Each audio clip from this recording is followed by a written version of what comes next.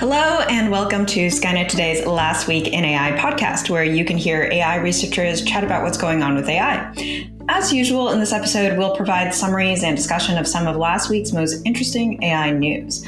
I'm Dr. Sharon Zhou.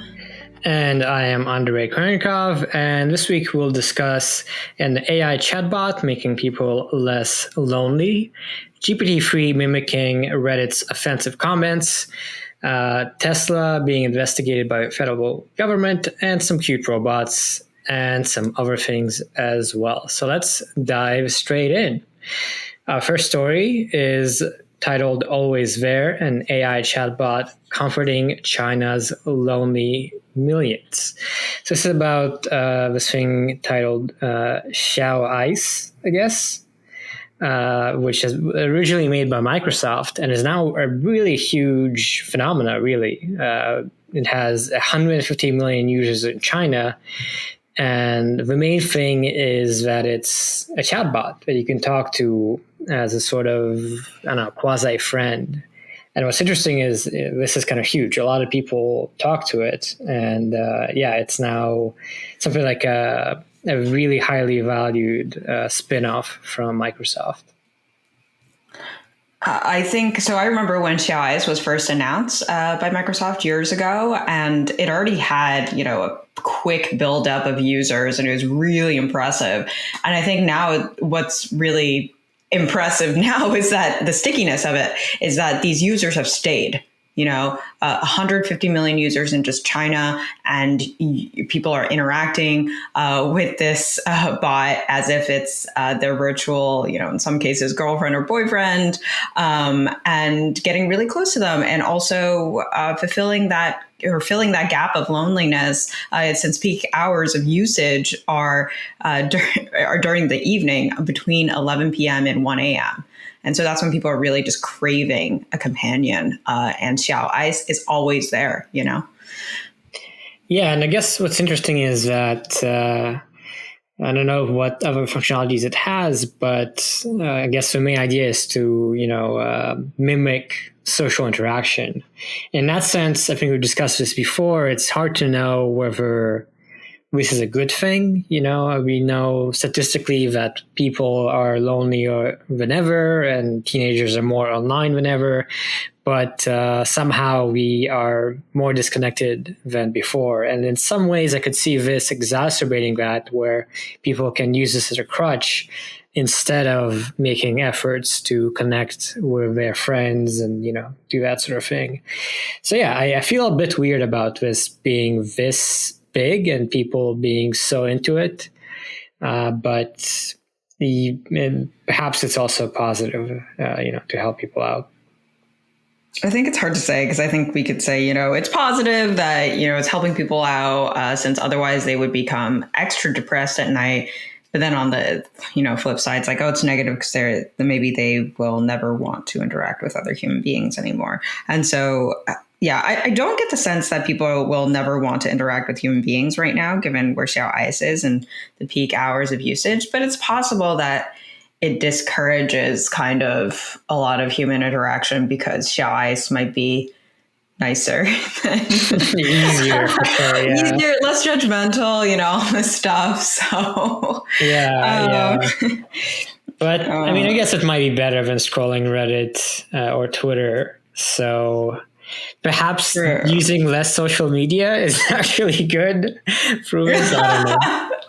Yeah, I guess that's what you're comparing it to. If you're comparing it to the best possible thing, then we'll never really be able to make something that great as utopia, But compared to the status quo, it's possible that this is filling a great need that we have nowadays.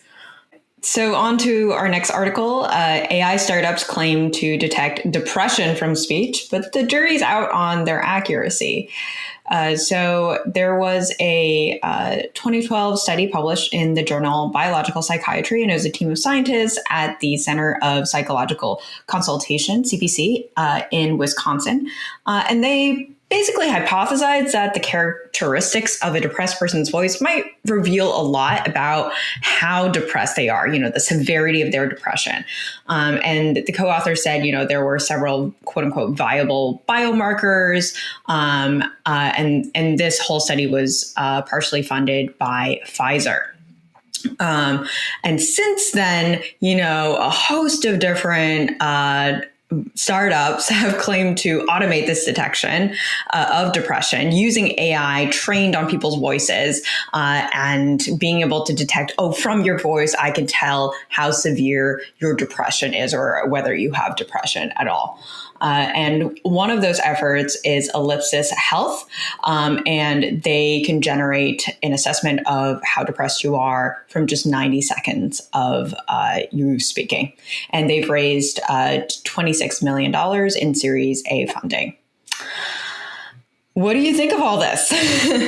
Yeah. This was an interesting read. Certainly, I think it's interesting that this is already being piloted and is being supported by insurance provider Cigna. And this article, as the title implies, that says the jury's is still out on the accuracy, it also covers some of the concerns that people have. So, for instance, there's Mike Cook, an AI researcher who's quoted about feeling that this is unlikely to work. And, citing some things we know, like AI for emotion recognition, for instance, was a popular thing as well, where you look at someone's facial expressions, but in fact, a lot of that research is not very reliable and has been shown to be problematic. So, I don't know, I think certainly this would be great if it works, because right now it's still very iffy to diagnose depression. You basically have to go to a person or self, basically rate yourself and just talk about it. So it would be great if this did work, but I guess it's too early to tell. But I think it's plausible, and it would be cool if it actually turned out to be useful.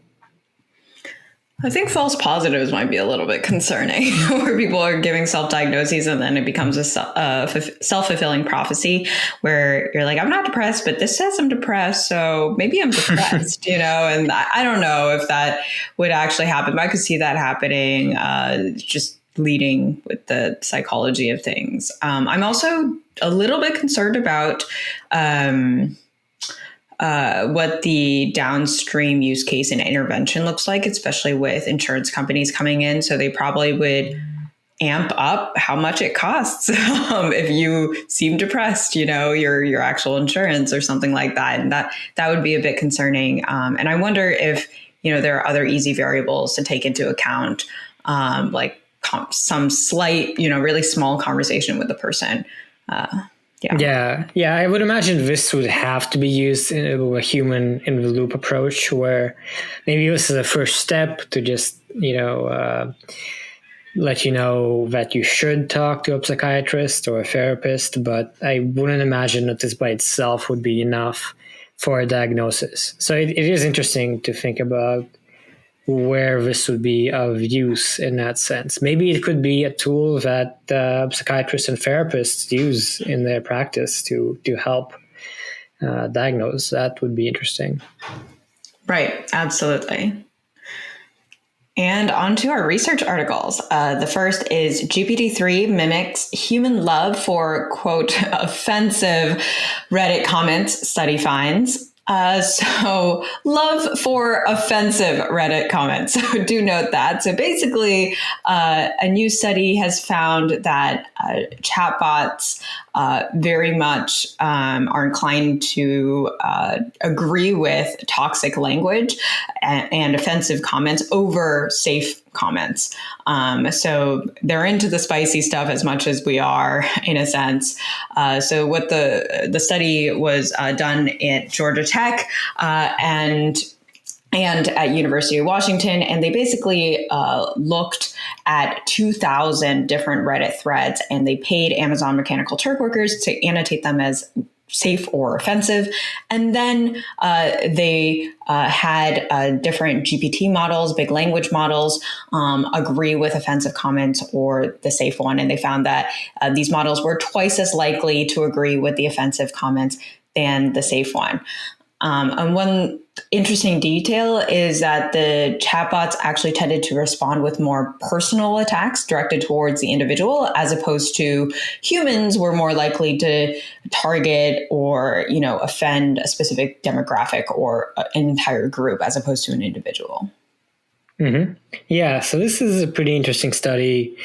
I wasn't entirely clear if this were pre-trained and not fine-tuned language models. I do believe they say that they looked at some existing models like GPT-3 and some other ones. And certainly this is useful in the sense of understanding what these sort of neural dialogue generation engines would do when you put them out in the wild. And this is some pretty good evidence, as we've seen also in other cases, that they could lean towards more spiciness than you'd like. And one thing that's neat about this paper is that they also analyzed existing controllable text generation methods to mitigate the contextual offensiveness of these dialogue models. So, in fact, there's been work on making sure that language models do what you want them to do. And they looked into this work and showed that it could improve things. So perhaps not too surprising. They also show that in general, Reddit users also display this behavior of preferring offensive stuff. So the language model just does the same. And yeah, I guess just something good to be aware of and just empirically interesting. Yeah, it's very interesting that, these spicy comments pique our interest just as much as language models. And I guess a huge reason for that might be because statistically, we can actually pick up on those things, even if we can pick up on the fact that they're spicy and that they can pick up on that too. I just find that really interesting because it's not necessarily intuitive, right? It's just that we think that this is spicier language because we've learned that it is, and it turns out you can learn that statistically from just the linguistic context. Mm-hmm. Yeah, so nice to see more work examining sort of downstream behavior of models and not just building more models that we don't really understand. But moving on to our second research article, we have AI researchers introduce a graph neural network estimator for ETA predictions at Google Maps. So ETA is estimated time of arrival, and that's what you get when you plot a path on Google Maps. It tells you, roughly you'll be there in 25 minutes, 30 minutes, etc. And so a team of researchers from DeepMind, Waymo, Google, Amazon, Facebook AI, and CAI Lab, quite a team, proposed a new graph neural network for ETA predictions, and the model is already deployed in production at Google Maps. So basically, the model is meant to estimate time of arrival, and it led to reductions in wrong estimates by quite a bit. So certainly kind of an exciting result and, a cool collaboration. I think it makes complete sense that graph neural networks are good at modeling the road and congestion, since the road very much does seem to resemble kind of a graph-like structure. And yeah, we know that Google Maps very much it gives you an updated ETA as you drive. Sometimes I wonder if it was the true ETA from the very beginning. That's fine. That's fine. So a more accurate one is always welcome, especially for, really intense route planning or diverting a certain kind of big congestion there. And this is a huge collaboration across entities that are very much seen as competitors, right? Google, Amazon, Facebook, especially. Yeah, and it's cool to see that, this is deployed on Google Maps, which is, going out to millions of people and is already proving its benefits. And the paper also cites some other prior research that led to being deployed on web scale recommender systems. So it's neat that, for once, which is pretty rare, we have a paper on something that is deployed in a product.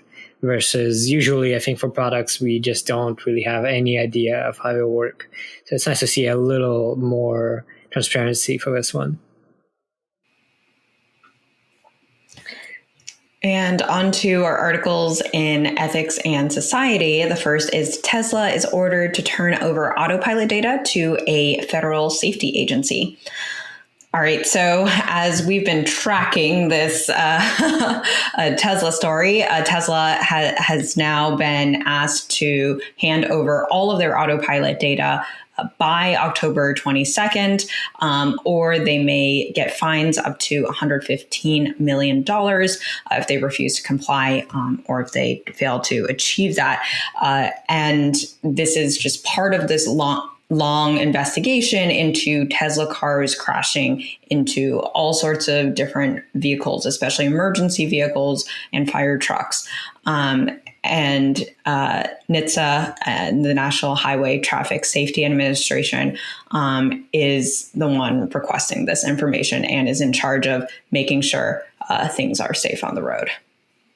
Yeah, so interesting to see this story developing so fast. I think we just discussed this investigation being a thing a couple of weeks ago. And so, yeah, it seems like this is pretty serious. This request for documentation is asking for information on how Autopilot works, how it ensures drivers are paying attention, whether there are any limits on where it can be turned on, arbitration lawsuits, complaints Tesla has achieved, and more. And if Tesla doesn't deliver information by October 22, it says that they could impose a fine of up to $115 million if the company doesn't comply. So, yeah, pretty. I don't know. Kind of seems like a big deal, and like this investigation is really quite serious. And a related article titled Amid Tesla's Autopilot Probe, Nearly Half the Public Thinks Autonomous Vehicles Are Less Safe Than Normal Cars. This is just how does the public look to Tesla now? And I found some of these statistics pretty interesting in the article. So 37% of US adults said they might ride in an autonomous vehicle in the future, and 34% said they would not. So approximately the same number said they would or would not in the future ride in a self-driving car. 17% believe that autonomous vehicles are as safe as cars driven by humans. That is actually up from 8% in 2018. So that means a lot of people don't think it's very safe. That said, a lot of people, actually more than half of Americans, have not heard much or anything about the crashes involving Tesla vehicles using Autopilot or the federal government's investigation into this. So this whole saga. And I found those statistics pretty interesting around, at least here in Silicon Valley, we're very much living in a bubble and everyone's heard of, obviously Tesla, Autopilot, all this stuff. But a lot of people haven't in the US. And I guess faith in autonomous vehicles isn't as strong as it is here in the heart of the valley. Yeah, I agree with that as well. I found these statistics really interesting, and I found it, as a reminder that, both of us and a lot of people in AI are pretty aware of where autonomous driving is, and we know that, it's not fully reliable, but it can handle a lot of things now. But outside of, the AI crowd, it's fair to assume that a lot of the public is less aware of it right now, and it's interesting to see this confirmed in these statistics. Now, on to our second Ethics and Society article. We have Bias Persists in Face Detection Systems from Amazon, Microsoft, and Google. So there's been some studies in recent years showing bias, in particular the Gender Shades Project in 2018. And these companies said that they'd work to fix these biases in their commercial products for face detection. But a new study by researchers at the University of Maryland found that these services are still flawed and pretty easy to detect ways. So all three are more likely to fail with older, darker skinned people compared to their younger, whiter counterparts. And this is in particular focusing on the robustness of these systems. So they don't just have normal images, they have images with different types of noise. So, kind of a blur, motion blur, or maybe the image is bright or it's pixelated, things like that. So, I'm a bit surprised that there's still this bias, given that there's been years to fix it. Then again, maybe this kind of research on the robustness for images that have some noise, that is a bit new, and I'm not sure if I would have expected things to work without any flaws. But of course, it's still bad that there's a bias in these systems when there's noise.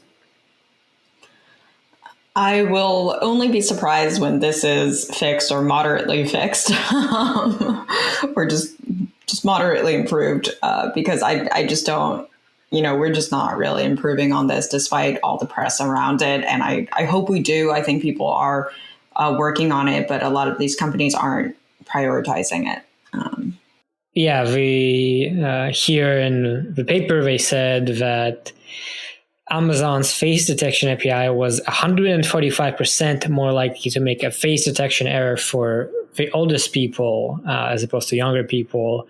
And the overall error rate for lighter and darkened skin types was 8.5 and 9.7. So still some pretty big disparities. And as you said, hopefully they are improving, and I would imagine they have improved, but it's good to see this sort of studies that keep, confirming the case and kind of pushing them in the right direction. Right. And a related article is Facebook apologizes after AI puts, quote, primates label on video of Black men. And so essentially, as you can probably guess from the headline, Facebook users were watching this video that showed Black men in it. And it was this British tabloid. But then there was an automated prompt from Facebook asking whether they would like to, quote, keep seeing videos about primates. And this caused the company to investigate and disable their AI-powered feature that pushed that message. And it was definitely unacceptable. Facebook apologized. And this is very similar to the gorillas tagging that we had seen before, I think, with Google. And I guess... it's unfortunate, super, super unfortunate. And I'm glad that Facebook did apologize for it. But it's like now, years later, it is still very much just not solved the same problem. Yeah. And I found this story also kind of interesting because I think it doesn't only point at bias, but also kind of reliability, right? Sometimes AI systems make mistakes just due to different inputs or something like that.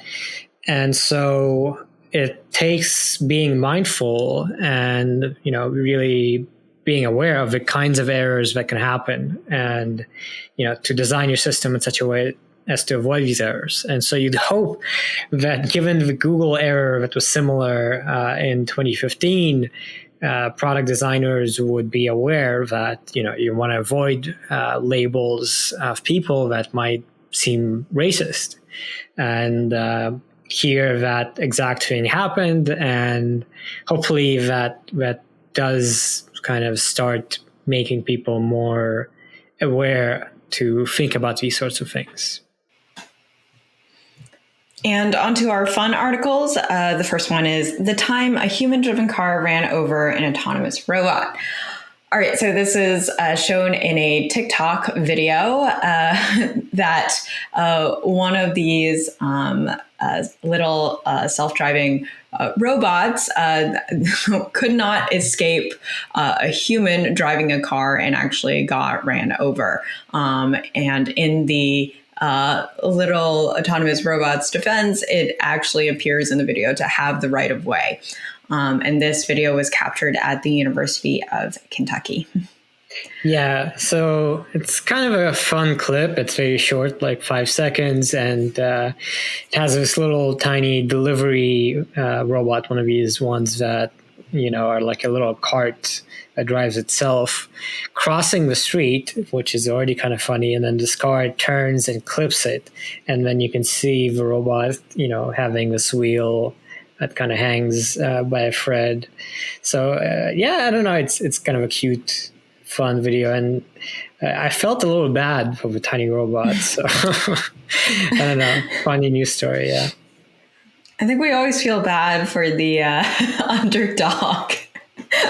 And the tables have turned, I think, a little bit. Yeah, because we hear and we discussed that autonomous driving Teslas hitting stuff, but now it's this tiny autonomous little robot being hit by a way bigger car. It's kind of a fun reversal. Right. And related to that, our second article is titled "These Cute Electric Robots May Soon Deliver Your Dinner." So this is about the Kiwibot, and it's kind of exactly the same type of robot as in the last story. It delivers food, and there's a lot of these that we've seen and we discussed already. A couple of months ago, I think that this is an emerging trend. And as the article title implies, one of the selling points of this one is that it's cute. It has a little face display and can make different expressions. But there's also some interesting statistics and other stuff in the article. Yeah, it's super cute. And they had a fantastic, I would have to say, promo video. And what is impressive, I do find the 150,000 food deliveries really, really impressive using these electric semi-autonomous robots. Yeah, exactly. I think it's smart that they're taking the semi-autonomous route. I don't know if it's a standard, but definitely seems like a right way to start. And now they're expanding to San Jose, Pittsburgh, Detroit, and deployed to different universities. And now they have 400 robots since 2017 and are running pilot programs. So yeah, it seems like, we'll actually have these little cute delivery robots driving around our cities soon enough, which I certainly don't mind. I think that'll make things more fun. I think it makes complete sense that they've piloted on campuses, like university campuses, because that is where you want, a late night snack or something like that. And it's impressive that they've already deployed 400 robots. That's a lot of robots in production. Yeah, and it's interesting where this would be useful. I mean, imagine for like ultra local delivery of a shop that's like 5-10 minutes away, this could be useful. I'm not sure, what would make sense, but it appears that there's quite a few companies in this space. So interesting development, and I guess it's nice to see that not just this one, but a lot of these robots are kind of cute, and that's nice. Yeah, they're adorable. And with that, that's it for us this episode. If you've enjoyed our discussion of these stories, be sure to share and review the podcast. We'd appreciate it a ton. Be sure to tune in next week.